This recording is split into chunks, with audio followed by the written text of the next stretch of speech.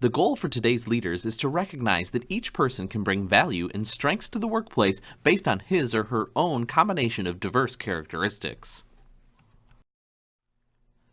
Diversity is the mix of differences that make a difference. Attitudes towards diversity are expanding partly because they have to as leaders respond to significant changes in our society, including demographic changes, shifting social values, and globalization. More importantly, organizations need diversity of thought to achieve high performance.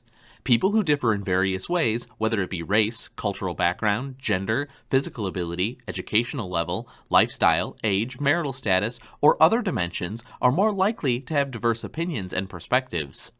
This diversity of thought means that there is a broader and deeper base of ideas, opinions, and experiences for problem solving, creativity, and innovation. Creating an inclusive environment where all individuals feel respected, valued, and able to develop their unique talents is difficult. Most leaders have a natural tendency towards ethnocentrism, which refers to the belief that one's own culture and subculture are inherently superior to other cultures. One significant problem in many organizations is prejudice, which is an adverse feeling or opinion formed without regard for facts.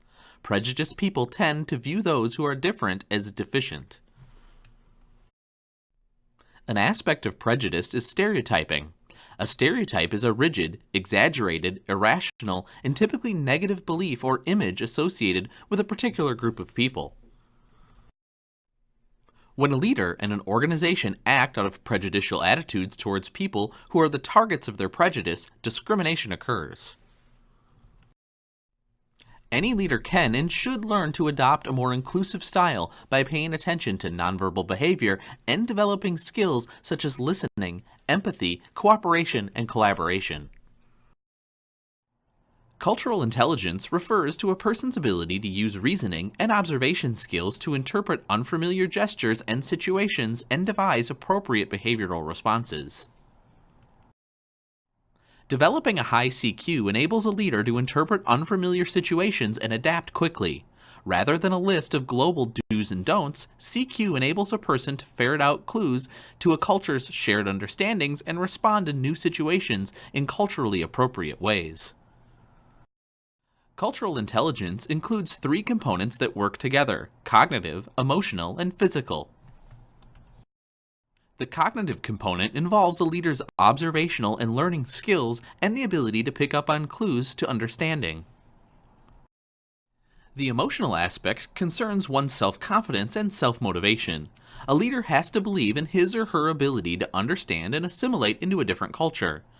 Difficulties and setbacks are triggers to work harder, not a cause to give up.